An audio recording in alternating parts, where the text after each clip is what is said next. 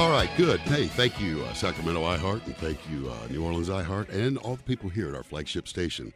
Talk Radio 1510 WLAC and FM 98.3. I'm Wes Taylor, America's general contractor. Together, we're bridging the gap between homeowners and their homes. We do that every Saturday morning here, and I fly this bird. I've got maybe the best flight engineer on the planet there pushing the buttons. And this side of the glass is where the real handsome people sit. That side of the glass is where the real talented people sit. I'm gonna get you in here in just a minute, Ruben. So everything important to you, right, in your life, comes together there in your home. And I don't just mean important. I mean the most important. Think about this. It's where you arrive at your family. It's where you find your safety, where you can heal. It's your privacy, right? It's where you have, what's the number one contributor to your quality of life? According to every survey, every Gallup, every poll, anything. We did the show last week. A lot of people don't believe it. And then when they hear the stats and they start thinking about it, right? It's your pet. That's where your pet is. He's a good boy, all right? Now, if you take care of this property, this house, this condo, maybe your apartment, you and the others there, it becomes your home, right? You go out, you're having dinner, you park the car, you walk up the sidewalk, and you walk up to the door, put the key in, open the door, walk in the place, turn around, close the door, and you say, man, it sure is good to be apartment. Oh, it's good to be house. I think you see that when it comes to selling real estate, they say, oh, we're going to sell your home. Well, okay, we'll go there. It's a matter of semantics at that point. So as a... to give you my credentials here. As a master builder, okay, real estate developer, designer, former music artist, commercial, I write commercials, writer, producer, director. I think the most rewarding hat that I've ever worn. A lot of that stuff I did, you don't make much money. A lot of stuff you make a lot of money. I think where I've been the happiest and the most centered, right, is there in my neighborhood, in my home. Homeowner, neighbor. Okay. Now, how I arrive at, we arrived years ago when the brand was being built. I have my feet in the same place you do. I'm a consumer of products and services, a lot of them home related, obviously, but I'm also have been the provider of products and services, granted on a large scale as a developer. So I speak both languages. That Great Recession, a lot of people were wiped out. They had to go back and do a different line of work. And that's what I got to find out, what it was like to actually work for other people. That was for a little while. And as tough as it was at times, probably more pride thing, I look back and I think of how incredibly valuable that was to me and how that would serve me in my capacity to serve you better, right? As we say, we're not in this for the income, we're in this for the outcome. Also, let's talk about the book. There's a bunch of changes as of the last week that are going to be happening. In fact, we're actually going to rename this show. We're actually going to republish the book, and we're going to even change the title of that. But as for right now, that book is called Bridging the Gap Between Homeowners and Their Homes by Wes Taylor, America's general contractor. And I think it's easiest just go to Amazon, click Bridging the Gap, Wes Taylor, something like that. Get there. And here's why this is probably a good time of the year to be doing this. First of all, it's the best housewarming gift you could give your client, your son, your daughter, and you mortgage guys or you realtors, because it will increase their quality of life for the rest of their life. There's not a better gift than that, right? You guys can give a bottle of wine, and that's gone. You can give them a dinner coupon or whatever you want to do, and it's very thoughtful. It's very kind. It's a housewarming gift. They go out to dinner, it's over. It's gone. Okay. Also, when I come to you, and I had the chance in the beginning, they said, you want to do a pre-recorded coming in the week? Well, that'd be very convenient. Yeah, just come in at my leisure. We'll record a show, and then we'll just play it. That way I can have my Saturday mornings, at the house or doing something or working or whatever. And I said, no way. No way.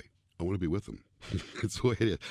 You guys, there's some of you out there who are out there driving right now, and maybe I'm just on in the background. And if so, turn it up. So there's some of you that are home and you're listening from the house. For some of you are at work, you're under the hood, or maybe you're out. Well, today you're not out roofing. I guarantee you that. So, and we have listeners from literally all over the world. But right now, we got listeners in obviously here in Middle Tennessee. We're broadcasting out of Music City, but we've got listeners in KTRH country. We got WOR, Imagine that. We got News Radio 850 KOA out of Denver, right? The big man Dave, my friend, I think he's listening. All right. What we do here is, and I want to thank everyone for that, but, look, what we do here is entertainment. I want to make sure to give you guys facts and figures, and I never want to bore you with stats or the minutia. Today, for the first part, I'm going to do a little bit of that, and but no matter how informative a show is, you're not going to listen if it's not entertaining. I know that. So I think the first segment is going to be a little bit dry, but I think it's a little bit important. The second one, I'm going to explain some things to you that most of you don't know and you need to know, okay? And oh yeah, listen, when I talk about things here, remember, I'm not talking to contractors, service providers. I mean, they're out there. Yeah, I know you guys. I know several of you are listening. My demographic, right, is majority male. Okay, ages 35 to about 73 to 75, somewhere in there. Six-figure income. Okay, but most of you are not highly experienced contractors, subcontractors, service providers. You may be a dentist. You may be a stockbroker. Okay. Maybe you work as a teacher, something like that. So when I use terms, you guys in the know out there, I mean, you can say, hey, this guy doesn't know what he's talking about. I didn't even know what it's called.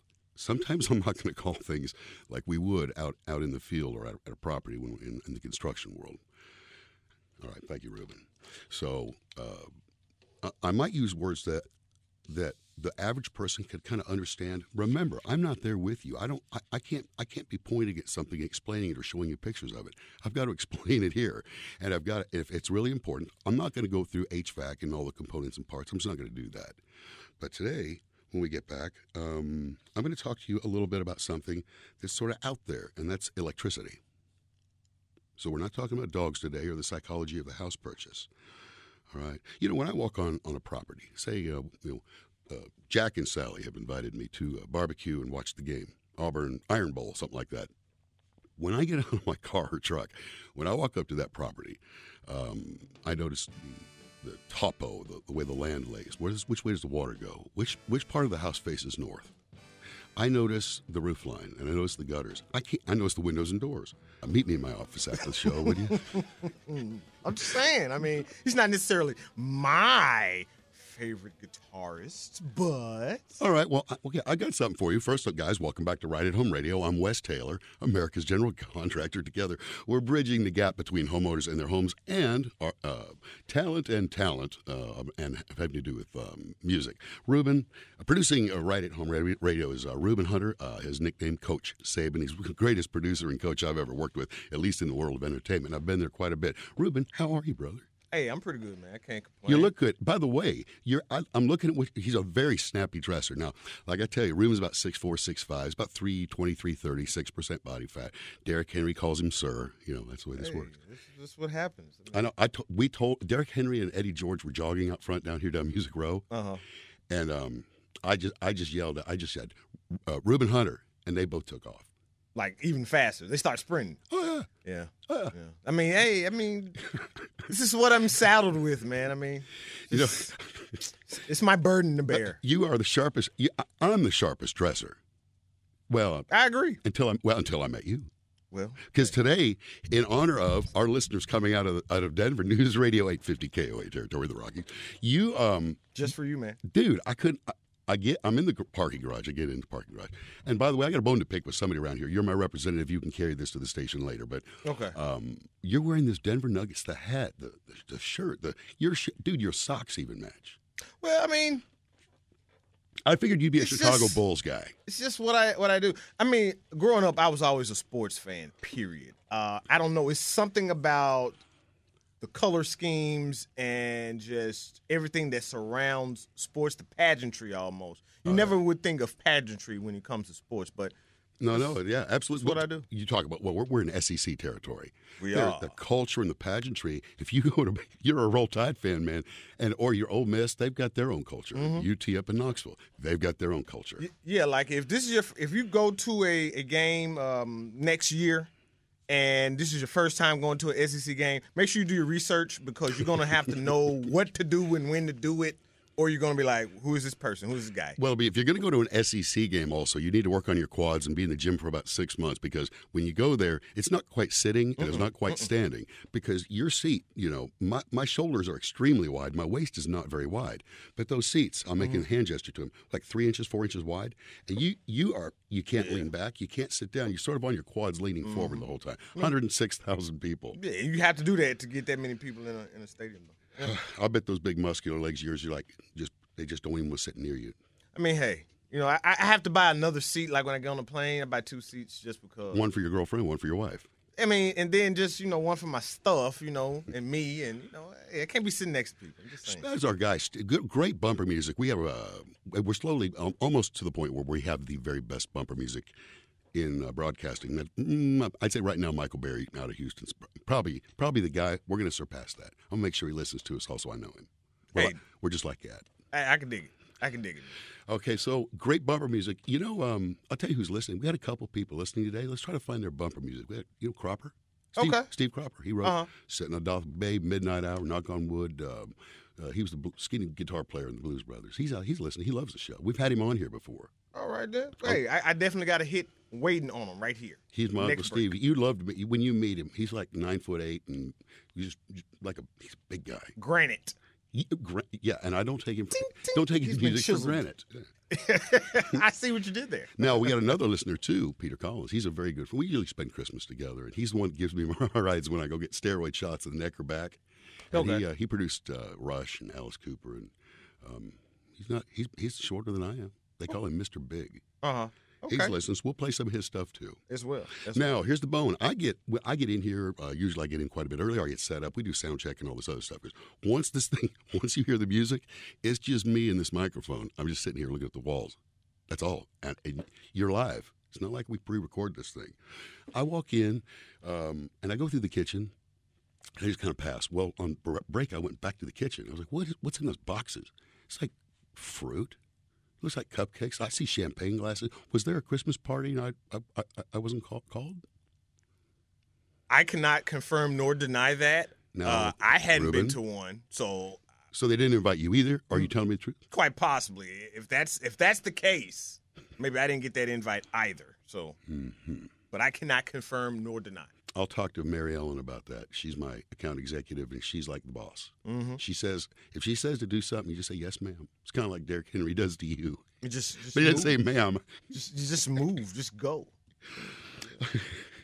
So, moving into this thing, we're going to get just a little bit sterile. There's a couple topics I want to talk about today. The first one is really me walking onto a property. I notice things that a lot of people don't notice. And today I want to address your electricity. I know this sounds strange. Most of us, we know what electricity is, right? We plug in the light, plug in the lamp, plug in the coffee maker. We got electricity.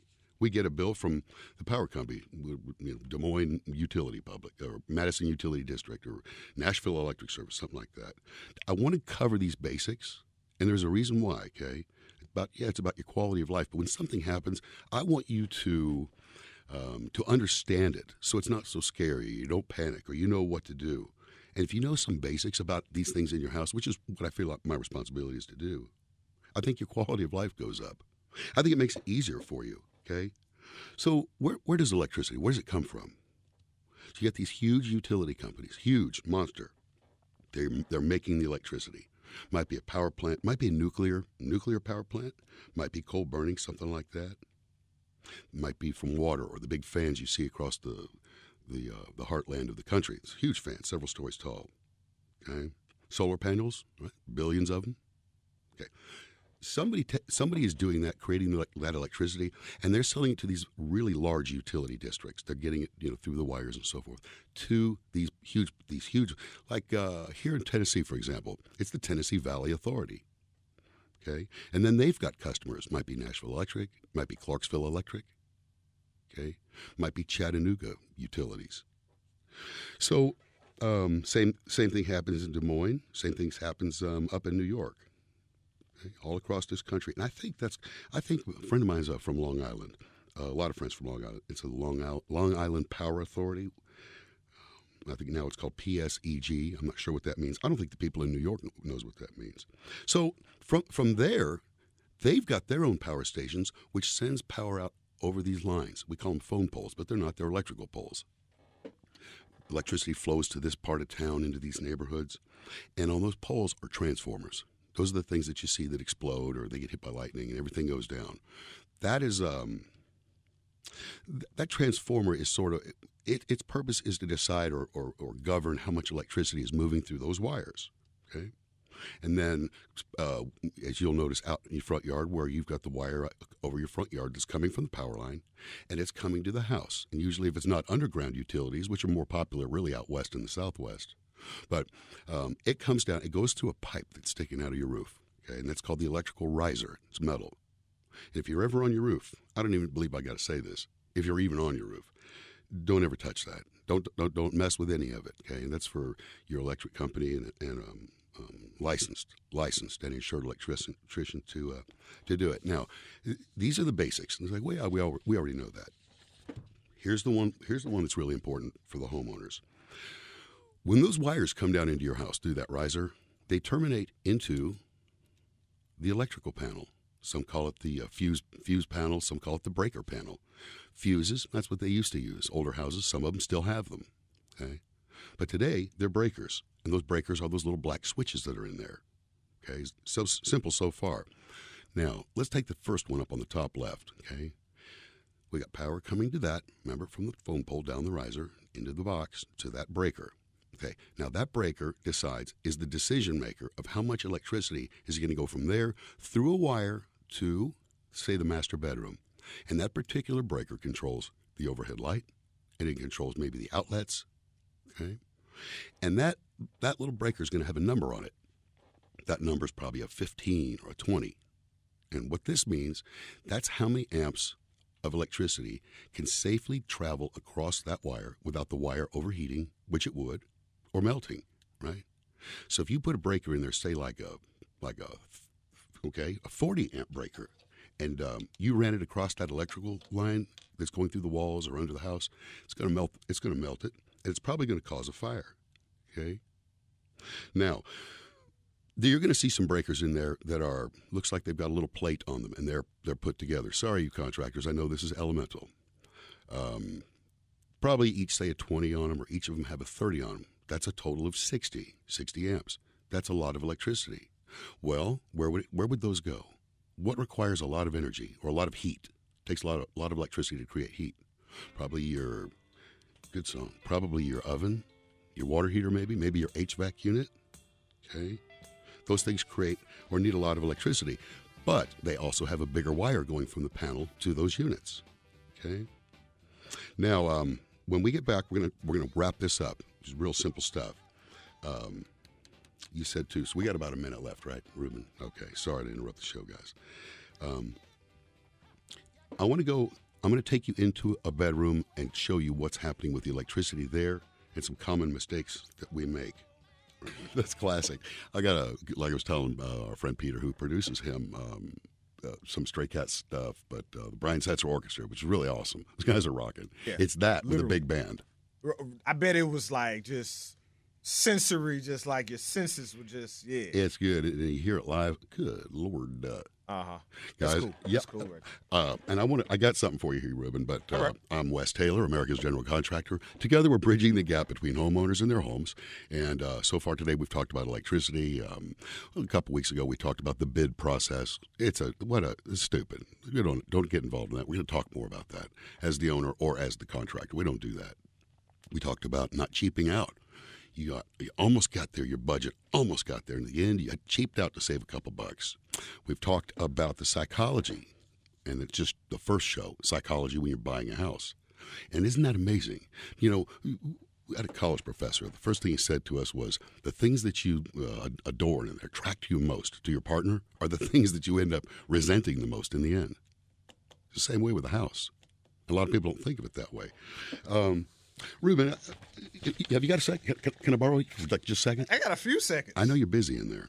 The time's flying by today. There's no way I'm going to get through all my material, but it's. Oh, and by the way, next week is going to be a really good show. You know what day it is, and we're going to be broadcasting live. Exactly. It's going to No be fun. You know, at first, I'm conservative. My conservative friends think that I'm a little too liberal. My liberal friends think I'm a little too conservative. It's like you. Purple. So something must be right. Yeah. Purple. Yeah, it's purple. You know, at first I was against these college players getting paid. We're talking about football. Okay. Okay. But I didn't have all the information. I really did. I need time. I'm a little slow. I went to public school. So it takes me. We both did. Understand.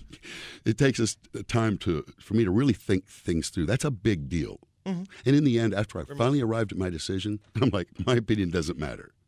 Well, I mean, when it comes to payments, you have to look at it with a wide angle lens. See, the money, and a lot of people don't know this that aren't super into sports, it doesn't come from the schools.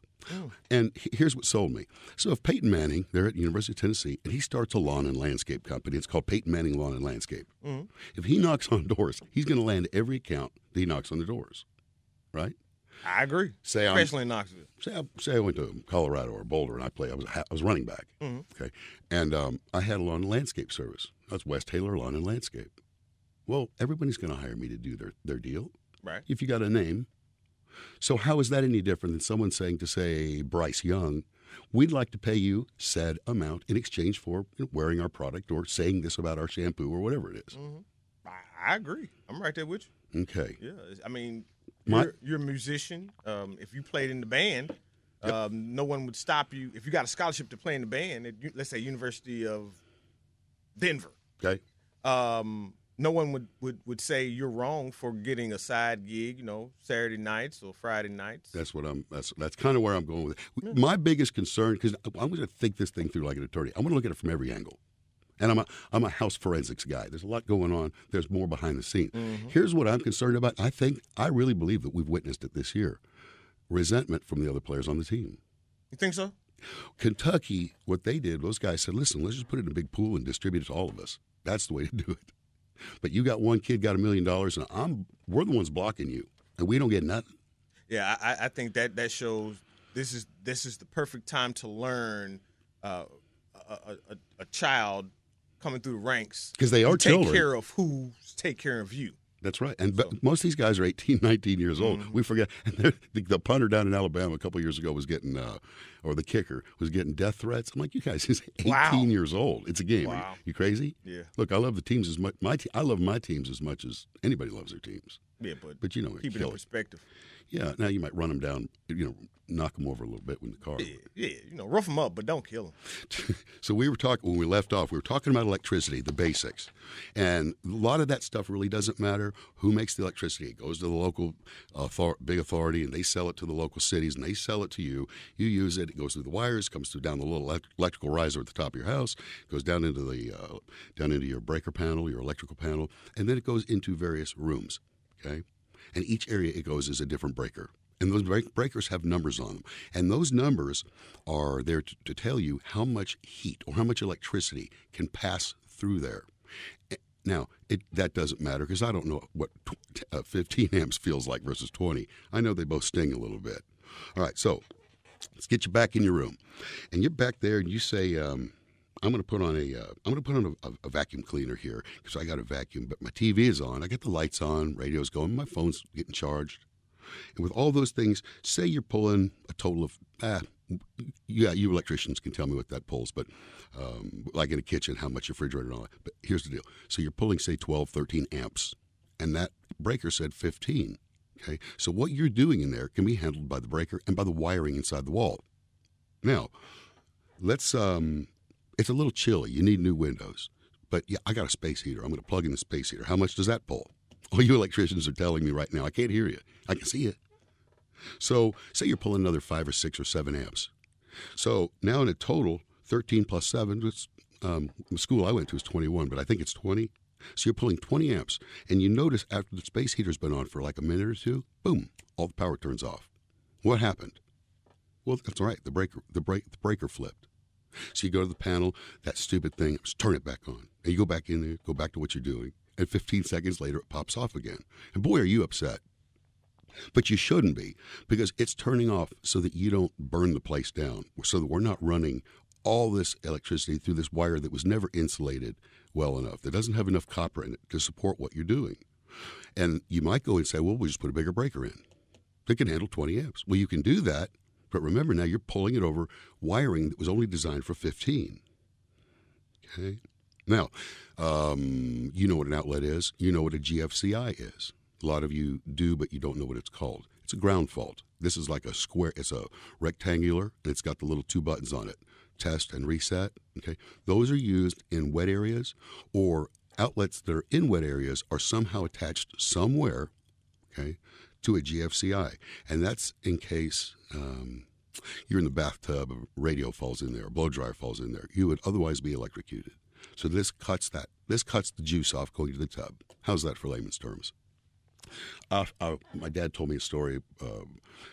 There were 2 real big disasters that happened in his house when he was a kid. This is Dust Bowl, Oklahoma. And they had a cousin staying over, and she was standing in the bathtub. And she was flipping the light on and off. This is a child. And the water came in contact from her hand with the box, and she was burned. She was electrocuted to death. So that's why we have, you'll notice those things in wet areas. I say wet area, laundry, maybe outside, maybe back patio, on the outside of the house. All right, now before we get real heated today, I just want to finish this out. When you're at home and the air conditioning turns on, for those of you in these hot regions actually have air conditioning, or when the heat comes on, those of you who live in areas where you require a lot of heat, that thing pops on. Do you notice the lights just dim a little bit, right? Just a little bit. And you don't question it because everything's cool. We're going back to what we're doing. All right. What's happening there? That's a power surge.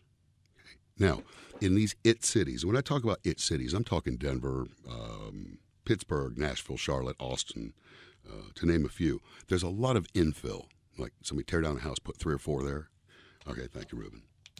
Those are the electrical grids in those areas were never designed to handle that density, that volume. And you'll notice when you get home, you'll have like 5, 6 o'clock. Everybody's getting home, and they're turning on their electrical devices and their TVs, and there'll be a power surge. Okay, you might notice it, you might not. But what you will notice is your outlets. An outlet breaks, or a light switch doesn't work, or a breaker goes out. And that's power surge. Now, and to boot, I don't recall growing up and an outlet going bad or a light switch. Do you? Today it's really common. Some of it's the infill, but those things are made so cheaply. What else do we want to cover? I think really that's it we want to cover. Now, when we come back, I want to talk to you about a question that I get, seems like daily out there in the world. Why the housing shortage? What's going on? Well, there's 3 main reasons. I'm going to give you one of them.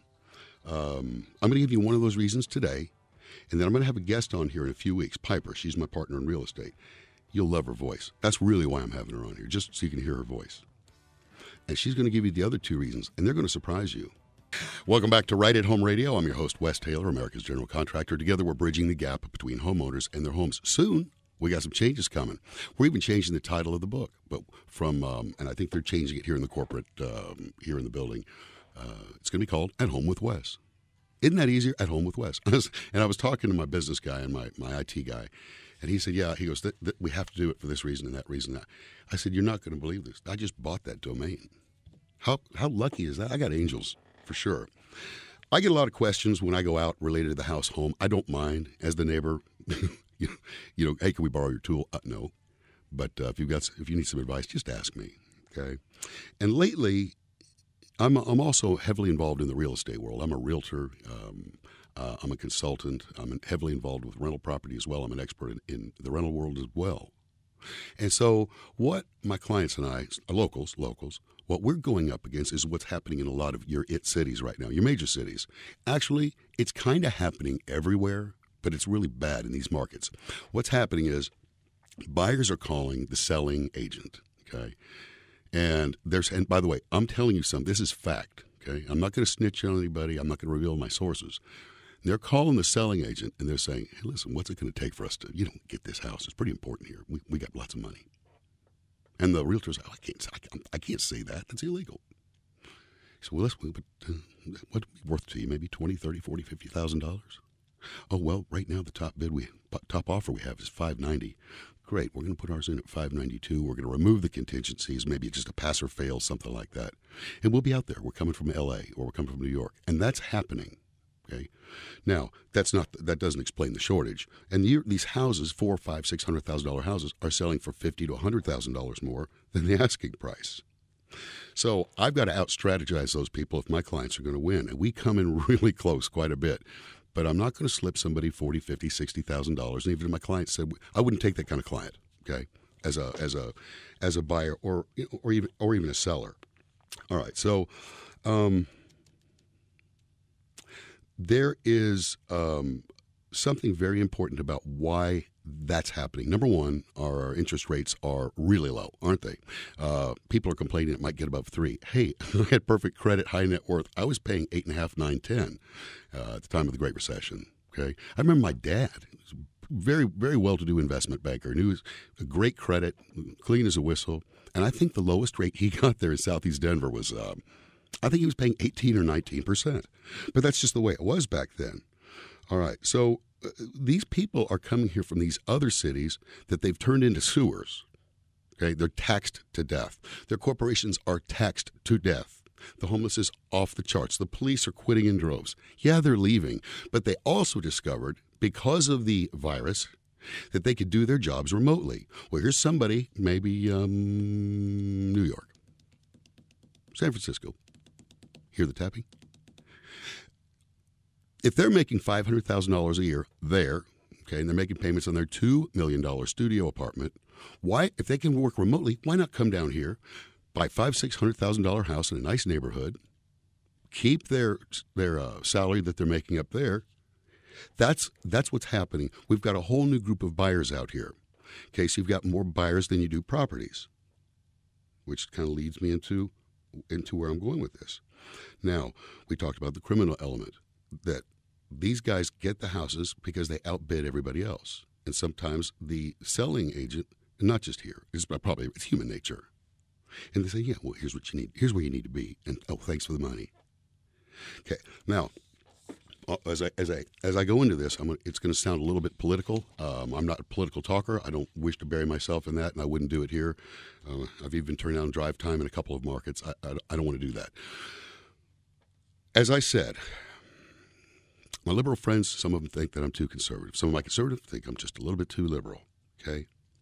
Now, both sides participate in this. When legislation is passed at the national, sometimes local level, and one group gets helped, another group gets hurt. Because remember, the road to hell is paved with really good intentions, okay?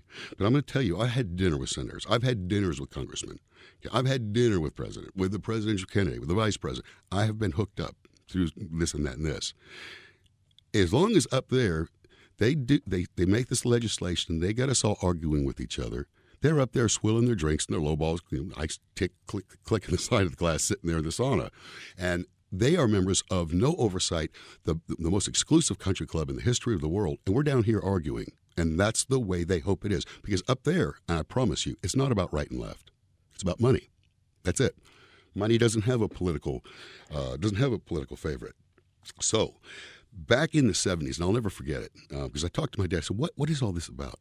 That during the Carter administration, that everybody has the right to own a home. Notice the words. I'll never forget it. Well, I agree. And those of you out there on the right and those of you out there on the left, you agree too. Everybody does have the right to have a house, and it should be. We've got laws that guarantee it already. But what they meant was that everybody should be guaranteed a house. But they can't word it that way, because if they word it that way, it's like this thing that they're passing now, the Build Back Better. Boy, it sounds good. Who doesn't want to build something back better? Yeah, let's do it. Love it. Sounds great. If they named it, hey, the federal government now has access to your bank account, every check you write, every deposit you make, where you spend your money. But if they named it that, they'd never pass it. Or how about this one that's in there? A new federal tax on your equity in your house. Oh, yeah. And if you fall behind, guess what? They get the house. But if they named the bill that, right? So what they'll do is they'll ask for the $5 trillion. Okay, we'll work it down to $1.2 trillion. Okay, now everybody's happy. At least we got the amount down. Forgetting the whole time what's in the heart of the bill. I understood, but I said, Dad, what does this mean? He said, well, there's a difference between the right I must have been, I guess I was 12, 13. There's a difference between having a right to have a house or anything and being guaranteed those things. Your friend Paul, he has a job cutting grass and he's got his paper route. Well, Paul had a nicer bike than I had. Okay. Well, don't I have a right to a bike? You sure do. Why don't you go out and work? So I did, and I got a bike. Okay. Now, Carter was removed. We had a new president coming at the time. I think it's Reagan. And well, when the Clinton administration came back, they took that Carter stuff and they brought it back to life. Everybody has a right to have a house. Well, they do. Yet we all agree. The problem is that they wanted people who couldn't afford houses to make sure that they could get houses. Okay, so the federal government went to the lending institutions, said, you will make these loans. Yeah, but they're not qualified. It doesn't matter. Get a stated income, lower the credit requirement, and let's add a couple things. If you're this or if you're that, we'll fast track you. And if you lenders don't make those loans, we're going to close you down. So everybody's like the Great Recession. Well, those terrible greedy bankers. Well, kind of, but kind of not. Okay? Now, I know the time's flying, and I've got pages and pages we could talk about this. So the result is, okay, somebody goes in, gets the mortgage, never should have gotten the mortgage in the first place. They can't afford the thing, right? Now, that mortgage company that gave them that mortgage, now they're going to sell that piece of paper, that mortgage, to a bigger institution. So they'll take their piece of it, move it on. Hey, we made our money. We closed the deal. Now these guys now it happens at that next level. They get their money out of it and they sell it. And this thing goes downstream until it gets to the really big companies. They open their bags in 2007, 2008 and find out that all those notes were no good. Think about it. Everybody's in foreclosure. Nobody had paid loans. These are billions of dollars. And when they discovered that, boom, they went under. What was the result? World economies collapsed. The housing market collapsed. The banking industry collapsed. And at the time, I was like, well, I'm going to be okay, Dad. Don't worry about me. I've got plenty of property under construction, and I build a better house. Oh, and by the way, I've got banking stocks. You talk about a perfect storm. All right, so now that's what happened. Okay, so still, where's the shortage? Because you got a bunch of houses here at a low price or going in foreclosure, right? What a nightmare that was. Everybody who was in the building industry, everybody, even the big guys, everybody who was in the mortgage business, everybody who was a realtor got slaughtered. Millions of people's lives were ruined. One thing, and those of you who aren't here in Tennessee, we got a very beautiful state park here, Natchez Trace, and you take that all the way down to Mississippi. It's a beautiful drive. It's great on a motorcycle for those of you who don't like your skin. And big, beautiful bridge there. They stopped announcing suicides because there were so many. So many real estate people jumped off that bridge. And by the way, if you're listening and you had a loved one, I'm sorry, and I don't mean to use that as an example for sure. I knew some of those people too. It was a horrible time. And those guys now, these guys that are in their 20s, they have no idea. They can't remember that at all. All right, so here's what happens. The builders go under. Can't sell anything. Got to keep paying the note. Bank's not getting their notes. All right? Now, when a builder goes under, and I'm talking the middle and the small, almost all of us were wiped out. Now the economy is roaring back again. Hey, why don't you build a house? Why don't you go back to building? Because here's the deal. When you're a general contractor, okay, you got to take the tests. There's tests, structure, reading blueprints, fastening schedules, but you've also got to take the law exam, okay? Now, when you get that, now you have to go through an audit. Okay, how much are you worth? What is your net worth? You go through that. If your ability to pull permits to build depends upon your assets, okay? So if I've got $100,000 in equity, I got a $20,000 car that's paid off, so I got $120,000. Now, your municipality or state will multiply that times a figure, times, say, 3. Good. Now I can pull permits worth $500,000 worth of building. Well, if you've been wiped out and you're 40, 50, 60, the recession's got to pass, and then when it passes, if you're even still standing, you don't have the assets to go and be a general contractor again.